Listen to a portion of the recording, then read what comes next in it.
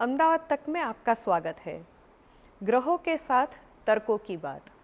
तो आइए आज हम फिर से कुछ नई बातें करते हैं हमारे एस्ट्रोलॉजर भावेश पटनी जी के साथ।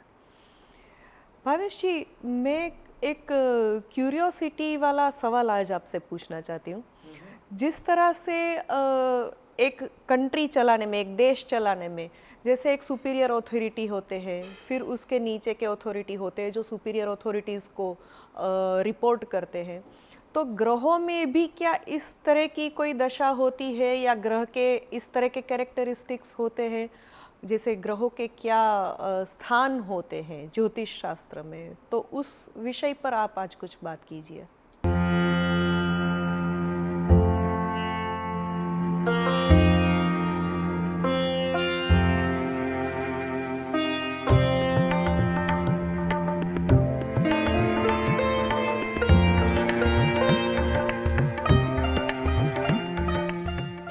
ज्योतिष शास्त्र में हर एक ग्रह का एक स्थान है, एक रोल है।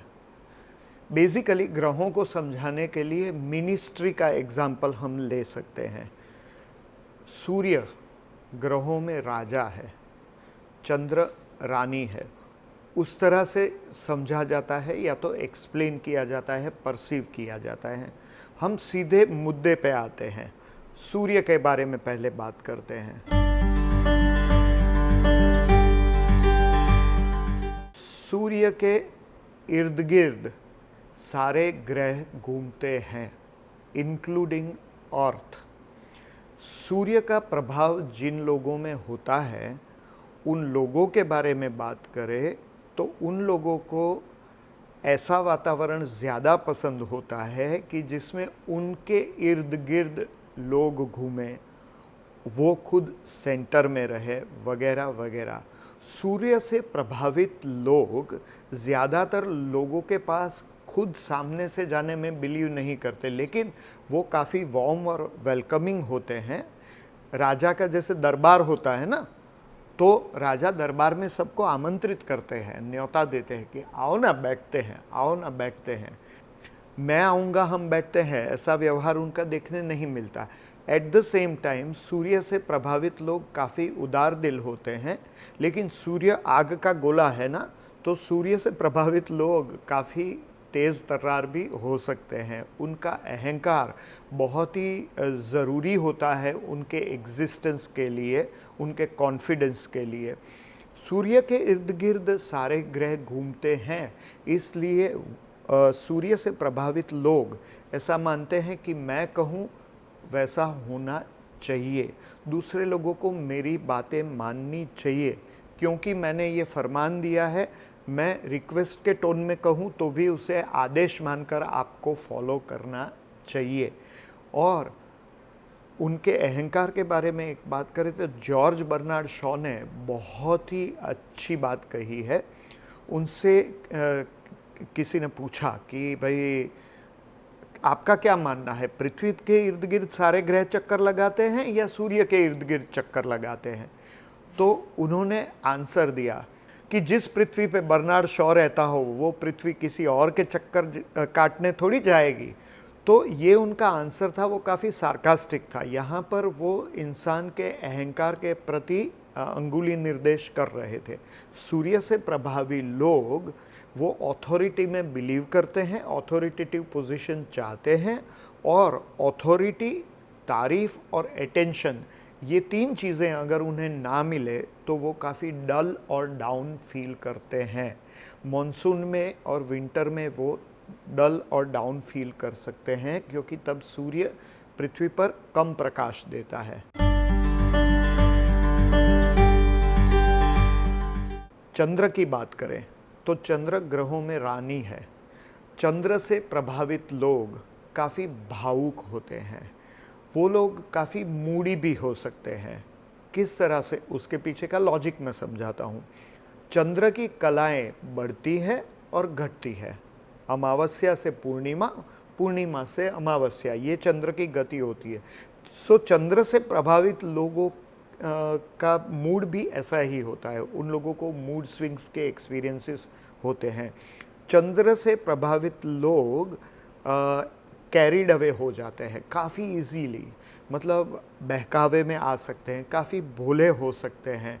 चंद्र से प्रभावित लोग काफ़ी क्रिएटिव भी होते हैं और क्रिएटिव होने की वजह से वो लोग इमोशनल होते हैं और इमोशनल होने की वजह से वो क्रिएटिव होते हैं। ये एक ही सिक्के के दो पहलू है। अगर आप क्रिएटिव है तो आप इमोशनल होंगे, इमोशनल है तो क्रिएटिव होंगे। तो चंद्र से प्रभावी लोग जो होते हैं उन लोगों के इमोशन का इम्बैलेंस उनके डाइजेस्टिव सिस्टम पर सीधा प्रभाव डालता है।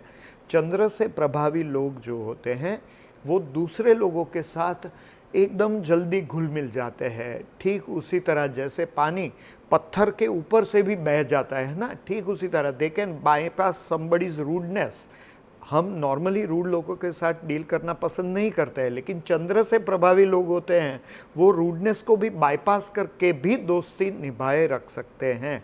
और चंद्र से प्रभावी लोग होते हैं उनके दूसरे लोगों से और दूसरी परिस्थितियों से एक्सपेक्टेशंस बहुत ही ज़्यादा रहते हैं। उसकी वजह क्या है? क्योंकि चंद्रमा रानी है ना, तो ध्यान देना पड़ता है भाई। ये तो मैंने लाइटर वेन में कहा, बुरा मत मानिएगा, दिल पर मत लेना, लेकिन यहाँ कहना मैं ये चाहता हूँ कि उनके लिए अटेंशन बहुत ही ज़रूरी होता है। और अटेंशन देना इसलिए चाहिए क्योंकि चंद्र से प्रभावित लोग काफ़ी फ्लेक्सिबल होते हैं। नॉर्मली दुनिया में ज़्यादातर लोग फ्लेक्सिबल नहीं होते हैं, तो और उनके लिए इमोशंस बहुत ही मायने रखता है। उन लोगों के साथ जब आप डील करते हैं तब आप इमोशन दिखाएंगे, आप उनको स्पर्श करेंगे, आप उनको गले लगाकर बात करने की कोशिश करेंगे, तो वो हमेशा आपके रहेंगे। लेकिन अगर आप उन्हें ऑर्डर देने की कोशिश करेंगे तो एक दो बार ठीक है वो सुन लेंगे, फिर भावुक हो जाएंगे, फिर आपसे दूर हो जाए, ऐसा भी हो सकता है। चंद्रमा से प्रभावी लोग आपके बहुत ही काम आ सकते हैं क्योंकि वो बहते पानी की तरह होते हैं। उन लोगों को किसी एक ऑब्जेक्टिव को हासिल करने के लिए बहुत सारे पैरामीटर्स की ज़रूरत नहीं होती है। ऑब्स्टेकल्स होते हैं और आप उनसे बात करते हैं कि ये ऑब्स्टेकल है, तो वो आपको सिखा सकते हैं कि कैसे ऑब्स्टेकल को ओवरकम करके भी आप अपना ऑब्जेक्टिव हासिल कर सकते हैं। चंद्र से प्रभावी लोग अगर रचनात्मक कार्य करते हैं तो उन्हें बहुत सफलता मिलती है।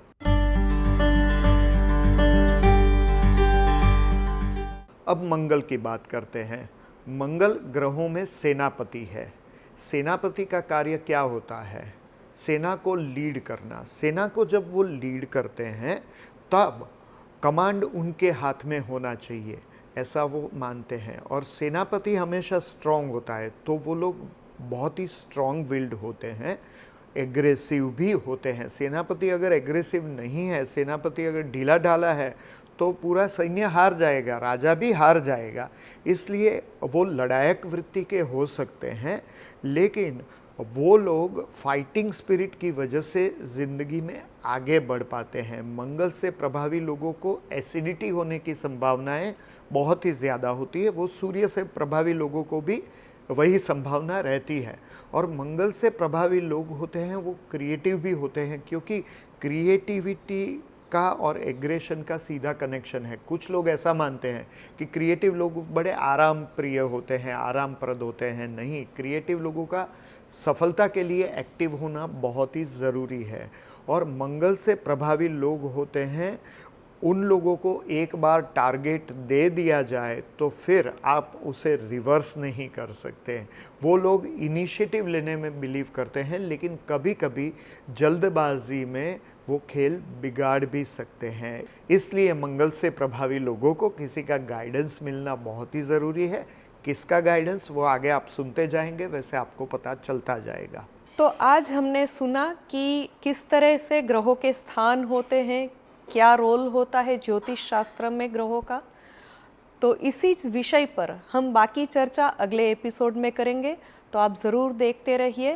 अहमदाबाद तक का फेसबुक पेज भी आप लाइक कीजिए और अहमदाबाद तक की यूट्यूब चैनल सब्सक्राइब कीजिए।